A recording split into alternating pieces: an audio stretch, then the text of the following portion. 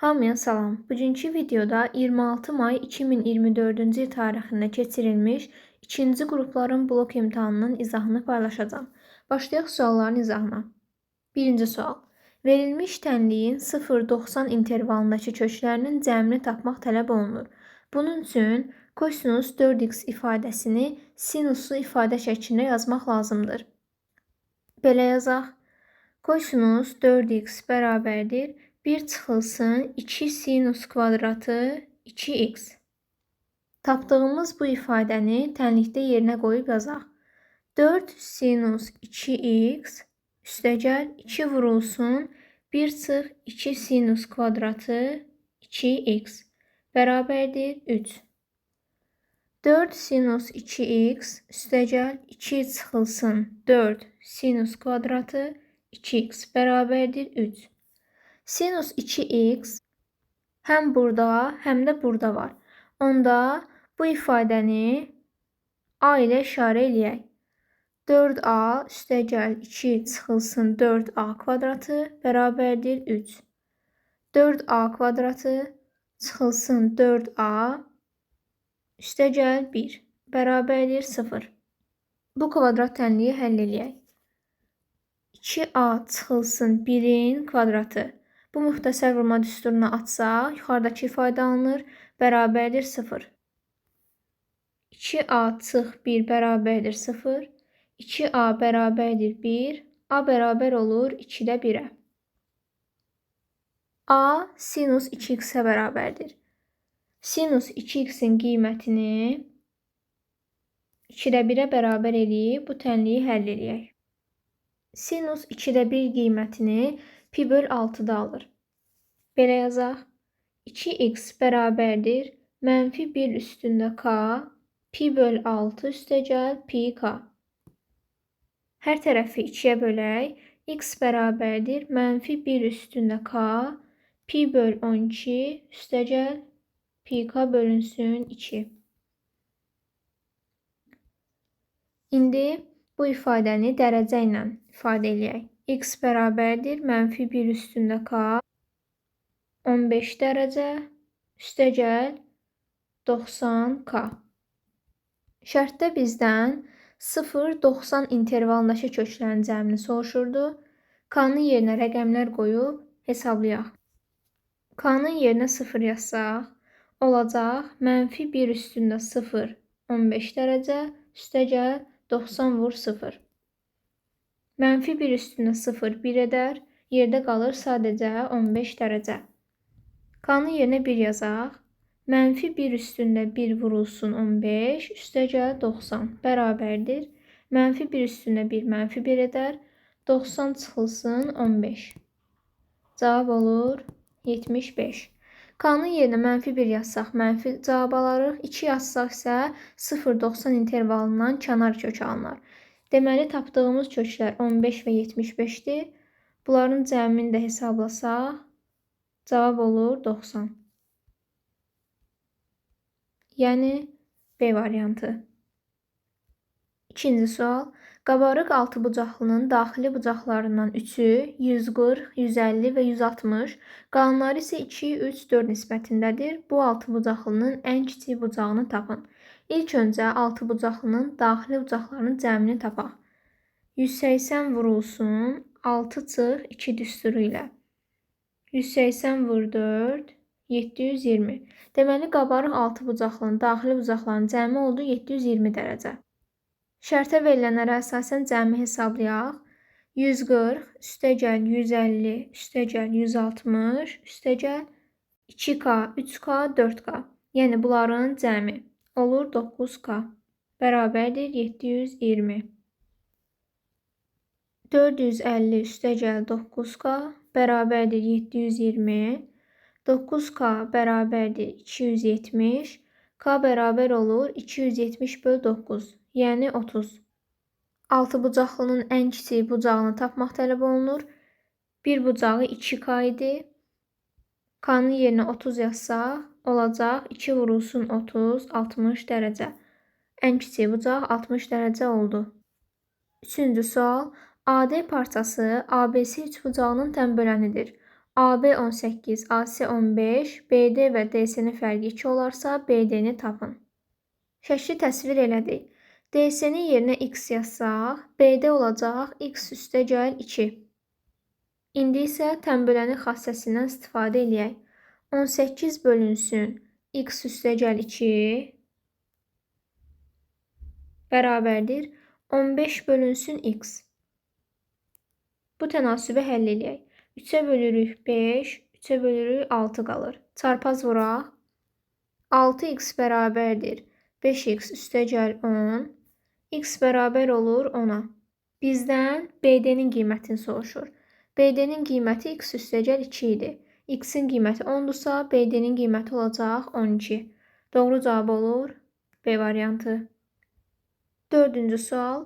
ABCD kvadratının B təpəsindən kvadrat müstəvisinə BK perpendikulyarı qaldırılmışdır. Kvadratın tərəfi 5, KSD üçbucağının sahəsi 32,5 olarsa, BK-nın uzunluğunu tapın. İlk öncə KS mailinə baxaq. Bu mailin proyeksiyası BC-dir. Yəni bu kvadratın tərəfi. Bilirik ki, kvadratın tərəfləri bir-birinə perpendikulyardır. Proyeksiya bu düz xəttə perpendikulyardırsa, onda mailin özü də perpendikulyar olur. Deməli, KSD üçbucağı düzbucaqlı üçbucaq oldu. Bura olur 5. İndi bunun sahəsini hesablayaq. S bərabərdir 2-də 1 vurulsun. Tərəf 5 və həmin tərəfə çəkilən hündürlük KS bərabərdir 32,5. 5KS bərabər olur 65-ə, KS-nin qiyməti olur 13. Bura oldu 13. Kvadratın tərəfi 5 idi, burada 5 olur. Bizdən BK-nın uzunluğunu soruşur. Pifagora görə bunu tapmaq olar. X-in kvadratı üstə gəl 5-in kvadratı bərabər olur 13-ün kvadratına. X-in kvadratı bərabərdir 169 çıxılsın 25. X-in kvadratı bərabər olur 144-ə, x bərabər olur 12-yə. Doğru cavab olur D variantı. 5-ci sual. Xətləri ilə hüdudlanmış fiqurun sahəsini tapın. İlk öncə şəkli təxmin eləyək. Y bərabərdir 2x çıx x kvadratı funksiyasının qrafiki təxmini belə olur. İndi bizə bu qrafikin kökləri lazımdır, bu funksiyanın kökləri. Kökləri tapandan sonra sərhədləri təyin etmiş oluruq. 2x çıx x kvadratı bərabərdir 0. X vurulsun 2 çıx x bərabərdir 0. X olur 0 və 2. Bura olur 0, bura olur 2. Sərhədləri təyin elədik. Daha sonra sahəni tapmaq üçün inteqraldan istifadə eləmək lazımdır. İntegral 0, 2 2x çıx x kvadratı çıxılsın 0, daha onu yazmıram, dx bərabərdir 2x x kvadratının törəməsidir. X kvadratı isə x kubu bölünsün 3-ün törəməsidir. Sərhədlər olur 0, 2 bərabərdir 2-nin kvadratı çıxılsın 2-nin kubu böl 3. Çıxılsın 0, 0-ın kvadratı 0 edər, 0-ın kubu da 0 edər, ona görə onu yazmıram, bərabərdir 4 çıxılsın 8 böl 3. 12 böl 3 çıxılsın 8 böl 3 bərabərdir 4 bölünsün 3. Doğru cavab olur A variantı. 6-cı sual. N ədədini 35-ə böldükdə natamam qismətdə m, qalıqda m-in kubu alınarsa, n-in ən böyük qiymətinin rəqəmləri cəmini tapın. N ədədini 35-ə bölək. Qismətdə m, qalıqda m-in kubu alınır. Belə bir qayda var. Qalıq həmişə böləndən kiçik olmalıdır. Yəni m-in kubunu 35-dən kiçik götürürük. M-in ala biləcəyi ən böyük qiymət olur 3. Çünki 4 yazsaq 4-ün kubu olacaq 64 və bu bərabərsizliyi ödəmir. M-i tapdıq ki, M 3-dür. İndi N-i hesablayaq. N bərabərdir 35 vurulsun 3 üstə gəl 3-ün kubu 27 bərabərdir 132. Rəqəmləri cəmi olacaq. 1 üstəgəl 3, 4, 4 üstəgəl 2, 6. 7-ci sual. Kəsiri ixtisar edin. Yuxarıdakı ifadəni a kvadratı çıxılsın b kvadratı müxtəsər vurma düsturun köməyi ilə açaq. X çıx kökdə 5, x üstəgəl kökdə 5 olur. Aşağıdakı ifadəni olduğu kimi yazaq. Bunlar ixtisar gedir. Yerdə qalır x üstəgəl kök altında 5. 8-ci sual. Torbada eyni ölçülü 4 qırmızı və 3 qara kürəcik var. Bu torbadan təsadüfən 5 kürəcik götürdükdə torbada 1 qara və 1 qırmızı kürəciyin qalması hadisəsinin ehtimalını tapın. Torbada 4 qırmızı kürəcik var. 1 qırmızı kürəciyin qalması üçün biz 3 dənə qırmızı kürəcik götürməliyik. Qırmızı kürəcik 3 dənə. 3 qara kürəcik var. Birinin qalması üçün 2 dənə qara kürəcik götürmək lazımdır. İndi hadisənin ehtimalını hesablayaq. Kombinezon torbada cəmi 7 kürəcik var və biz ondan 5-ini götürürük. Daha sonra torbada 4 qırmızı kürəcikdən 3-ünü götürməliyik. 4-dən 3 vurulsun. 3 kürəcikdən isə ikisini götürməliyik. 3-dən 2 bərabərdir. Kombinezon 4-dən 3, kombinezon 4-dən 1-ə bərabərdir. 3-dən 2 isə 3-dən 1-ə bərabərdir. 7-dən 5, 7-dən 2-yə bərabər olur. 4 vurulsun 3 bölünsün. 7 vur 6 böl 2 bərabərdir. 4 vur 3 vur 2 bölünsün. 7 vur 6. Yerdə qalır 7-də 4. Doğru cavab olur B variantı. 9-cu sual. A və C nöqtələri verilmişdir. C nöqtəsi AB parçasının orta nöqtəsidir. B nöqtəsinin koordinatlarını tapın. B nöqtəsinin koordinatlarını x, y və z olaraq işarə eləyək. Daha sonra C nöqtəsinin koordinatlarını yazaq. 3 bərabərdir 2 üstəgəl x bölünsün 2. X bərabərdir 3 vur 2, 6 çıx 2, 4. Daha sonra 0 bərabərdir -1 üstəgəl y bölünsün 2. Y bərabərdir 2 vur 0, 0, 0 üstəgəl 1, 1. Üçüncü koordinatı yazaq. 1 bərabərdir 0 üstəgəl z bölünsün 2. Z bərabər olur 2-yə. 4, 1, 2. Doğru cavab olur B variantı. 10-cu sual. Tənliklər sistemindən x, y hasilini tapın. Bu tənliklər sistemini toplayaq. X kvadratı üstəgəl 2x, y üstəgəl y kvadratı bərabər olur 64-ə. X üstəgəl y-in kvadratı bərabər olur 64-ə. X üstəgəl y-in qiyməti olur 8. Cavabı modulla istəyir, ona görə də müsbət və yaxud da mənfi fərqi yoxdur. Daha sonra birinci tənlikdən y-i mötərizə xaricinə çıxardaq. Y üstəgəl x bərabərdir 40. X üstəgəl y-in qiyməti 8 idi, onda y-in qiyməti olur 5. Daha sonra ikinci tənliyə baxaq. X-i çıxardaq. X üstəgəl y olur 24. X üstəgəl y-in qiyməti olur 8, x olur 3. Y 5, x 3. Bunların hasili olacaq 3 vur 5, 15. 11-ci sual. Paralel köçürmədə 3 -5 nöqtəsi 5, 5 nöqtəsinə keçir. Bu paralel köçürmədə -1, 3 nöqtəsi hansı nöqtəyə keçər? 3-ün üstünə 2 gəliblər, 5 olub. Deməli, -1-in üstünə də 2 gəlmək lazımdır. X olacaq 1. -5-in üstünə 10 gələndə 5 alınır. Deməli, 3-ün də üstünə 10 gəlmək lazımdır. Doğru cavab olacaq 1, 13. 12-ci sual. Kompleks ədədlərinin hasilini tapın. 2 üstəgəl 3i vurulsun, 4 çıxılsın i bərabərdir. 2 vur 4, 8 çıxılsın 2i üstəgəl 12 i çıxılsın 3 i'nin kvadratı bərabərdir. 8 üstəgəl 10 i. Bilirik ki, i kvadratın qiyməti -1-dir. Çıxılsın 3 vur -1 bərabərdir. 8 üstəgəl 10i üstəgəl 3. 10i üstəgəl 11. Doğru cavab olur C variantı. 13-cü sual. Funksiyanın qiymətlər çoxluğuna daxil olan tam ədədlərin sayını tapın. Bunun üçün ilk növbədə kvadratik funksiyanın qiymətlər çoxluğunu tapmaq lazımdır. N bərabərdir 4ac çıx b kvadratı bölünsün 4a düsturuna görə bunu hesablayaq. 4 vurulsun -1 vurulsun 5 çıxılsın 2'nin kvadratı böl 4 vurulsun -1 bərabərdir. -20 çıx 4 bölünsün -4 olur 6.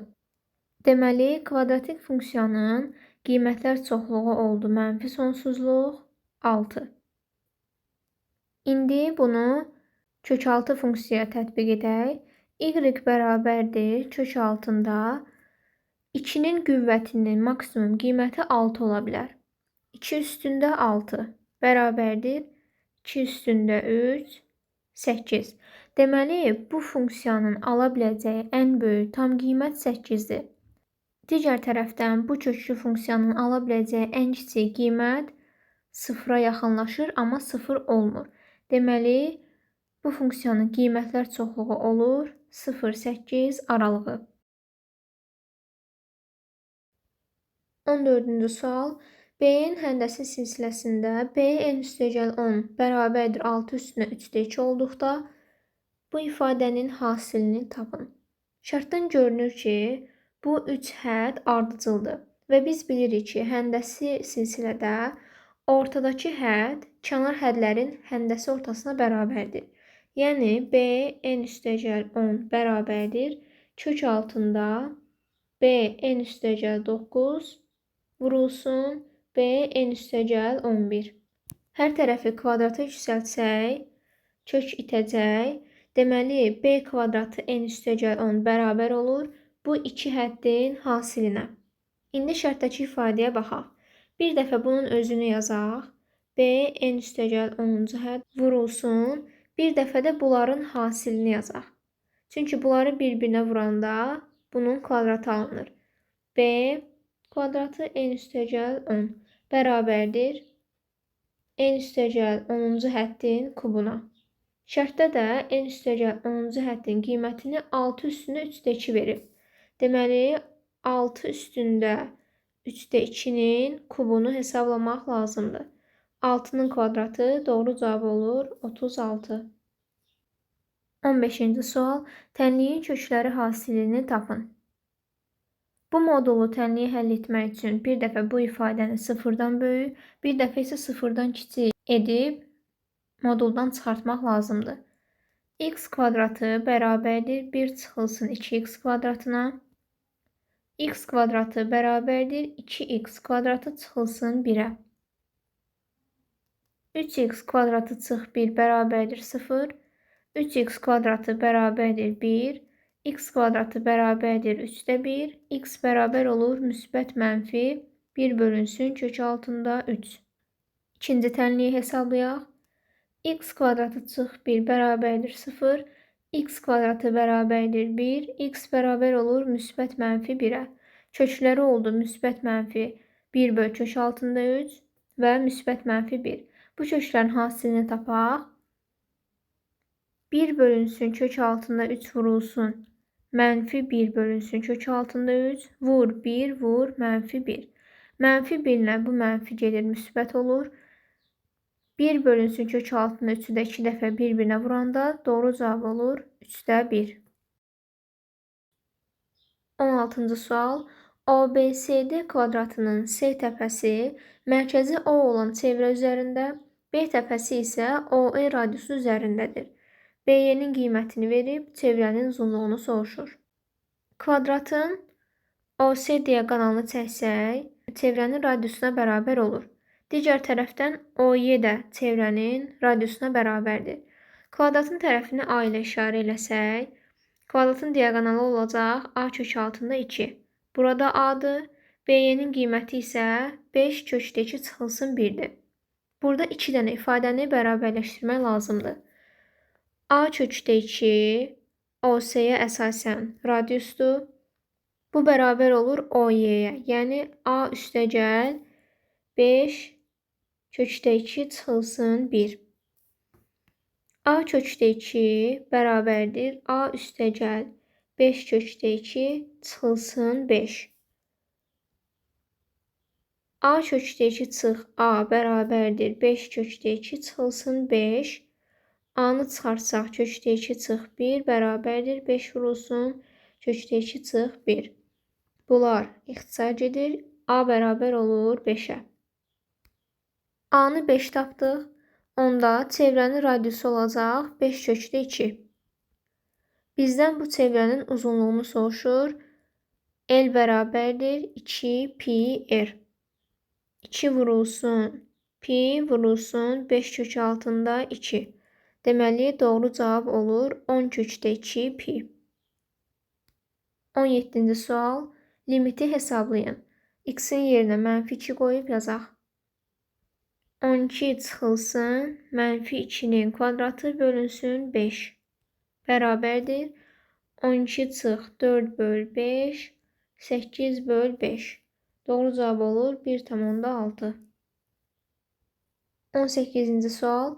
Konusun yan səthinin açılışı, mərkəzi bucağı 288 dərəcə, radiusu 25 olan dairə sektorudur. Konusun həcmini tapın. Şəkli təsvir elədik. Belə bir düstur var ki, konusun açılışındakı mərkəzi bucağın dərəcə ölçüsü 360 vurulsun r bölünsün l-ə bərabərdir. Buradakı r konusun oturacağının radiusudur. L isə açılışdakı dairə sektorunun radiusudur. İndi yerinə qoyub hesablayaq. 288 bərabərdir 360 vur r bölünsün 25. Bu bərabərliyə əsasən r-in qiyməti olur 20. İndi konusu təsvir eləyək. Həcmi hesablamaq üçün bizə həm də konusun hündürlüyü lazımdır. Buna əsasən hündürlüyü hesablayaq. H-ın kvadratı üstəgəl 20-nin kvadratı bərabər olur 25-in kvadratına. H-ın kvadratı bərabərdir 625 çıxılsın 400, 225. H bərabər olur 15-ə. İndi konusun həcmini hesablayaq. V bərabərdir 3/1 pi r kvadratı h bərabərdir 3/1 vurulsun pi vurulsun r-in kvadratı r 20'dir, 20'nin kvadratı 400 vurulsun h 15 bərabərdir. Bunlar ixtisar gedir. 5 vurulsun 400. Doğru cavab olur 2000 pi. Yəni C variantı. 19-cu sual. Bərabərsizliyi həll edin. İlk öncə bu bərabərsizliyi sadələşdirək. 2 vurulsun 7 üstündə x çıx 5 çıxılsın 7 böl 7 üstündə x çıx 5 böyüdür 13. Daha sonra 7 üstündə kök altında x çıx 5 ifadəsini a ilə əvəz eləyək. Olacaq 2a çıxılsın 7 böl a böyüdür 13. Hər tərəfi a-ya vuraq. 2a kvadratı çıx 7 böyüdür 13a-dan. 2a kvadratı çıxılsın 13a çıx 7 böyüdür 0. Bu kvadrat tənliyi həll eləyək. Hasili -14, cəmi -13-dən ədədlər 2a kvadratı çıx 14a üstəgəl a çıx 7 böyüdür 0. 2a-nı çıxardaq mötərizə xaricinə. A çıx 7 üstəgəl a çıx 7 böyüdür 0. A çıx 7 2a üstəgəl 1 böyüdür 0. A bərabərdir 7-yə. A bərabər olur -2-də 1-ə. Kökləri qeyd edək. -2-də 1 7. 8 qoysaq müsbət, mənfi, müsbət və bizə 0-dan böyük aralıq lazımdır. Yəni bu aralıq. A dəyişəni bu qiymətlərdən birini alır. Digər tərəfdən biz demişdik ki, 7 üstündə kök altında x çıx 5 ifadəsi a-ya bərabərdir. Və bu üslü ifadədir. Mənfi qiymət almır. Deməli, bu tərəfə baxmırıq. Yalnız 7-dən müsbət sonsuzluğa olan hissəni hesablamaq lazımdır. 7 üstündə kök altında x çıx 5-in ala biləcəyi ən kiçik qiymət 7-dir. Buna əsasən yazırıq bunu. 7 üstündə 1 yaza bilərik. Əsaslar eynidir. Qüvvətləri bərabərləşdiririk. X çıx 5 bərabərdir 1. X bərabər olur 6-ya. 6 qiymətini almır. Çünki bu 7 daxil deyil. Deməli, x-in ala biləcəyi qiymətlər çoxluğu 6-dan müsbət sonsuzluğa. E variantı. 20-ci sual. Oturacaqları 12 və 18, diaqonalları isə qarşılıqlı perpendikulyar olan bərabəryanlı trapesiyanın sahəsini tapın. Diaqonalları perpendikulyar olan bərabəryanlı trapesiyanın hündürlüyü orta xəttə bərabər olur. Onda sahəni tapmaq üçün orta xətti hündürlüyə vuranda birbaşa orta xəttin kvadratını tapmaq kifayət edər. 12 üstəgəl 18 böl 2-nin kvadratı. 12 üstəgəl 18 30 böl 2 15. 15-in kvadratı 225. 21-ci sual. Bərabərsizliyi həll edin. Hər tərəfi kvadrata yüksəldək. 4 vurulsun 3x çıx 11 kiçikdir x kvadratı çıx 2x üstəgəl 1-dən. 4 vur 3x 12x çıx 44 kiçikdir x kvadratı çıx 2x üstəgəl 1-dən. X kvadratı çıxılsın 14x çıxılsın 45 böyüdür 0. Bu kvadrat bərabərsizliyi həll edək. X çıx 5, x çıx 9 böyüdür 0. Kökləri olur 5, 9. 5, 9. 10 qoysaq müsbət, mənfi, müsbət. Bizə müsbət aralıq lazımdır. Yəni, bu aralıq. Bunu tapandan sonra köklü ifadənin də qiymətini 0-dan böyük bərabər götürmək lazımdır. 3x çıx 11 böyük bərabərdir 0-dan. 3x böyük bərabərdir 11-dən. X böyük bərabər olur 3 tam 3-də 2-dən. Deməli, doğru cavab olur 3 tam 3-də 2-dən 5-ə, 9-dan müsbət sonsuzluğa. E variantı. 22-ci sual. Fx funksiyası üçün tənliyin kökləri cəmini tapın. İlk öncə bu funksiyanın törəməsini tapaq.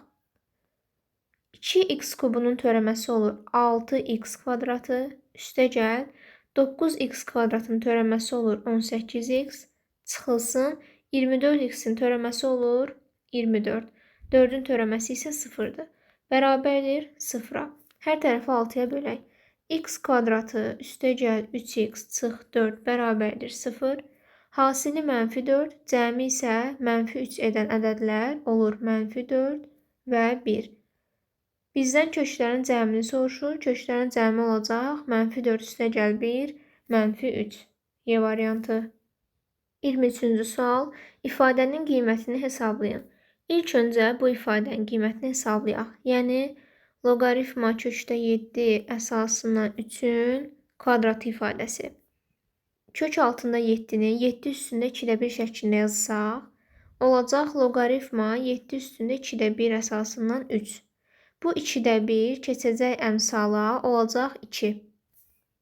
Belə yazaq. 2 loqaritma 7 əsasından 3-ün kvadratı bərabərdir 4 loqaritma kvadratı 7 əsasından 3. Bu ifadənin qiymətini tapdıq. İndi bu ifadəni sadələşdirək.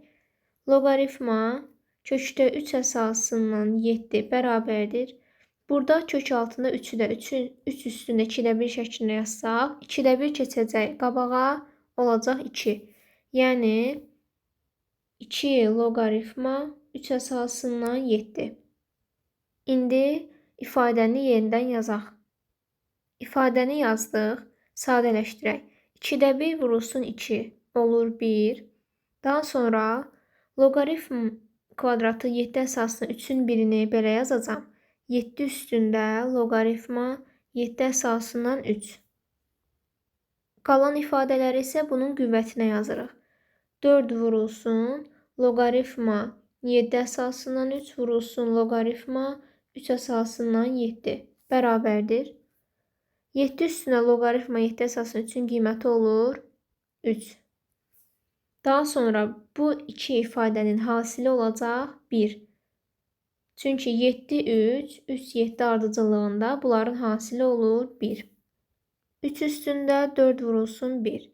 Olur 3 üstündə 4. Doğru cavab olur 81.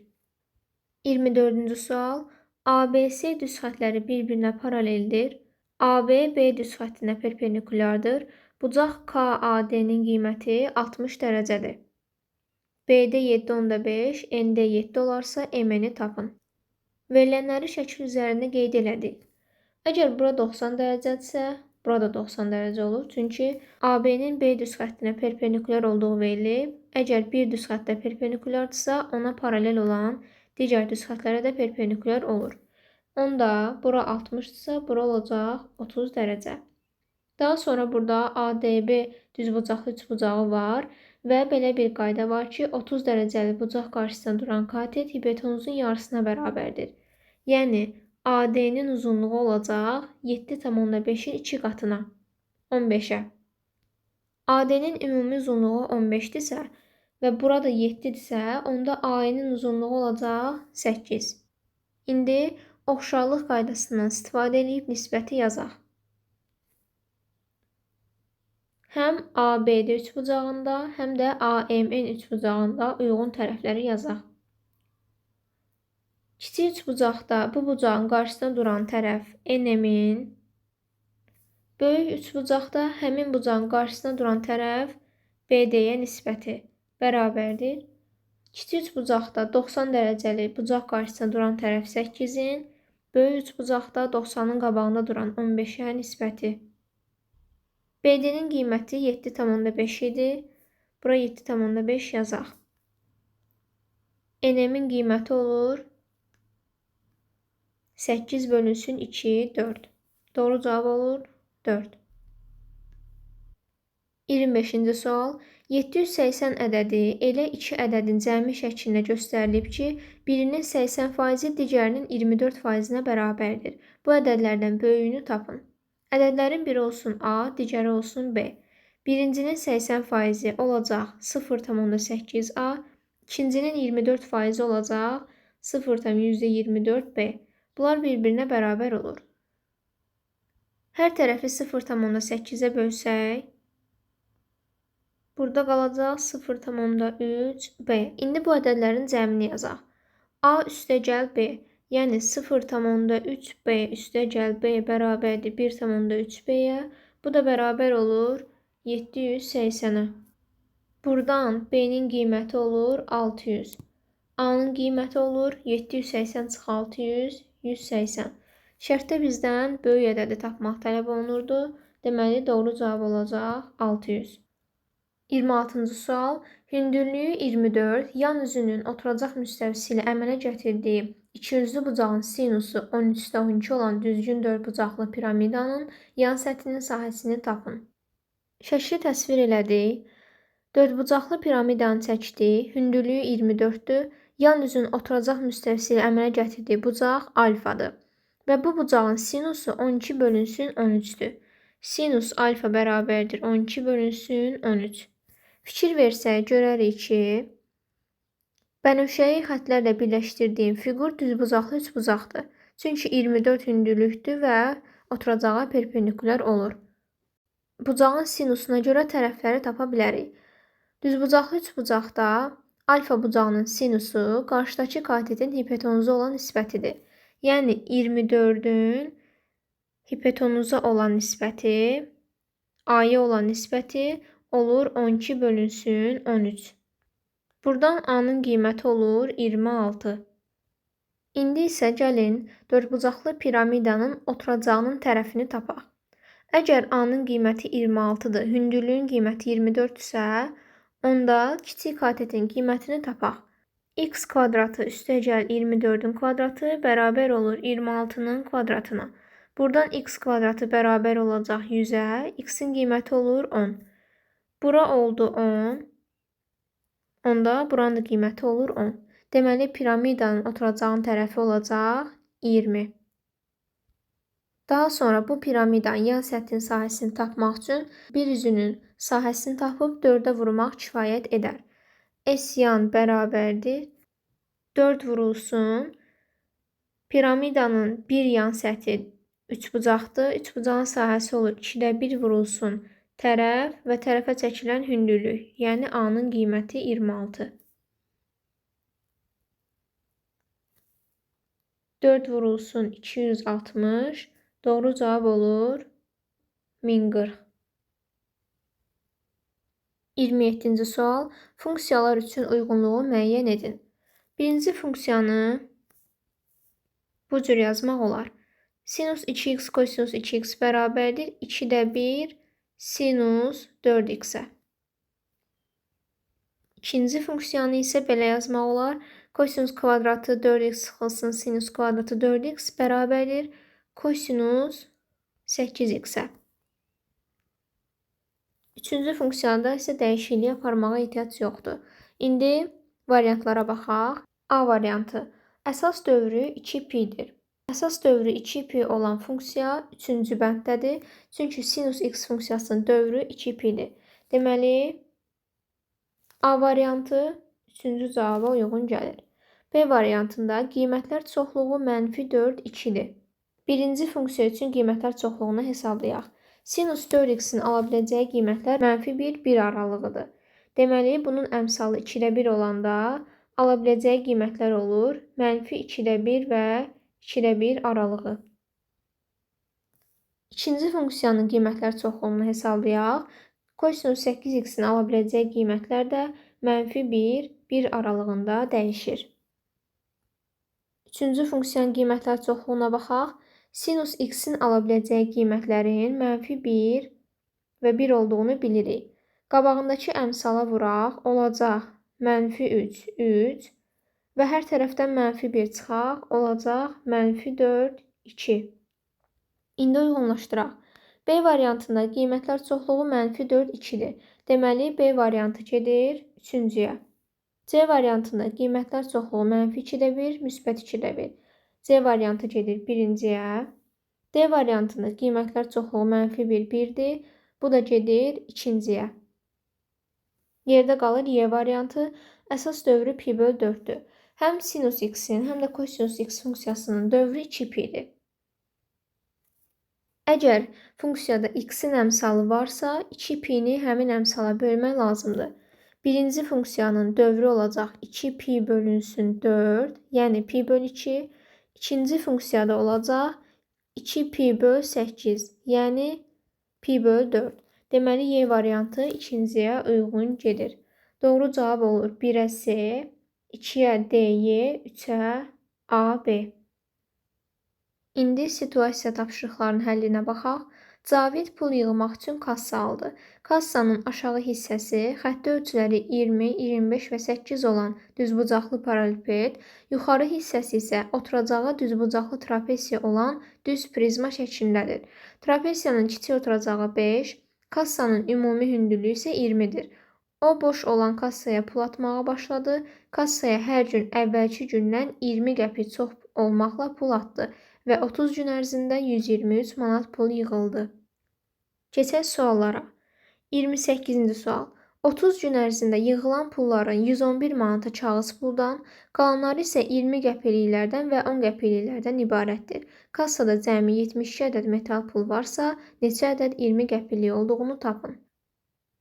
Situasiya mətnində 30 gün ərzində cəmi 123 manat pulun yığıldığı qeyd olunub. Bu 123 manatın 111 manatı kağız puldan ibarətdirsə, qalan 12 manatı qəpik pullardan ibarət olacaq. Qəpik ilə ifadə eləsək, olacaq 1200 qəpik. İndi isə bu məsələni tənliklər sistemi şəklində yazmaq lazımdır. Kassada cəmi 72 ədəd metal pul var. 20 qəpikliklərin sayını A ilə, 10 qəpikliklərin sayını isə B ilə işarə eləsək, bu sayların cəmi olacaq 72.